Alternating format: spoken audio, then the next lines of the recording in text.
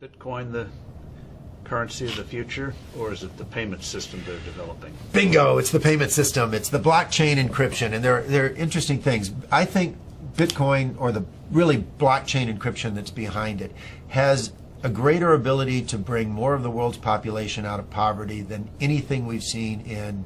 Well, for one thing, it's a cheap payment system. For one thing, it's a cheap payment system, but it's more important than that. It's more important than that. Blockchain cryptography is all about digital transfer of ownership in a completely transparent and public way.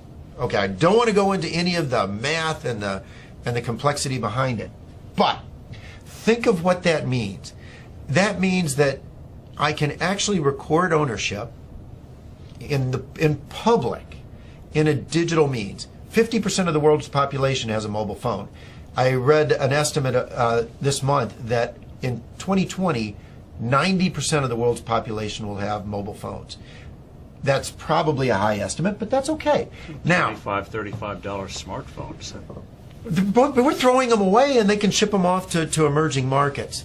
But what's powerful about this, now think about Hernando de Soto. Yes. Okay. The Institute for Liberty and Democracy in Peru. I really think Hernando de Soto should win the Nobel Prize for the work he's done. I hope he does.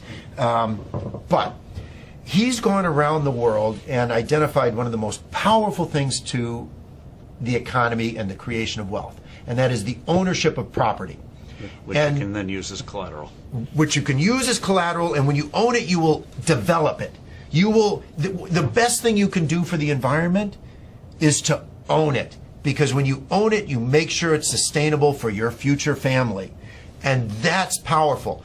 But they don't have the ability to own it. If you live in a shanty town, you operate outside of the legal economy. It's not that you want to operate outside of the legal economy, but you have no ownership of any property. Although in the neighborhood, everyone knows who owns what.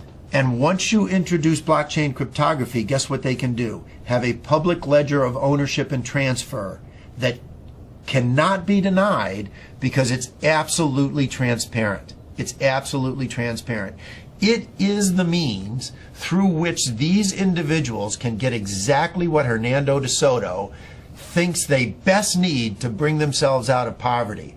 It is so much more profound than that, but at its very basis, it has the ability to give these individuals the right of ownership to property. And that has, more than anything else, the ability to bring them out of poverty. And I can't wait. It'll be adopted elsewhere. I mean, it's such a powerful, blockchain encryption is such a powerful tool. It'll be used by banks. It'll be used by credit card companies. It will become a standard.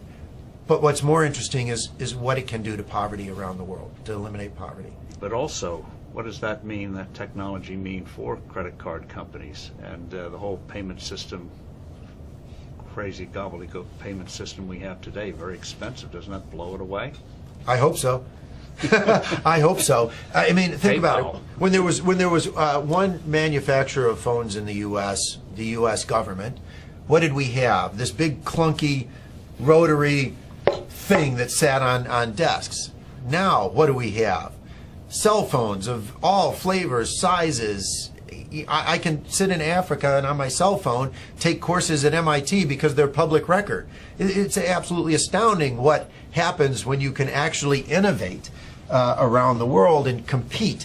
And what is happening is blockchain cryptography, forget Bitcoin, creates a competitive technology, a competitive innovation that these credit card companies will have to adopt. The ones that adopt it first will bring their cost base down. And importantly, if you think about a retail store, and I have this with my kids. My kids are off in college and they go to a retail store, they use their credit card. And the credit card company costs the retailer $3 to $6. Right, because they reject the well, first the fee is high, and then they reject the transaction. Because why is this card suddenly showing up in some city, some place where I don't live? So it gets cut off. Well, with blockchain cryptography, the buyer and the seller automatically trust each other over an untrusted network. That's what's so powerful about it. A blockchain-based transaction is verified within 10 minutes.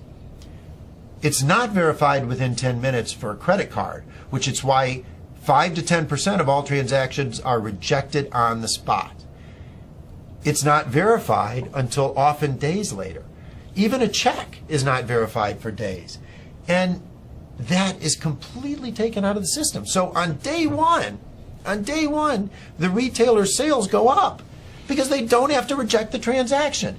And they save on the fees. It doesn't really get much better than that if you're looking for a disruptive innovation in any single industry. It's wonderful.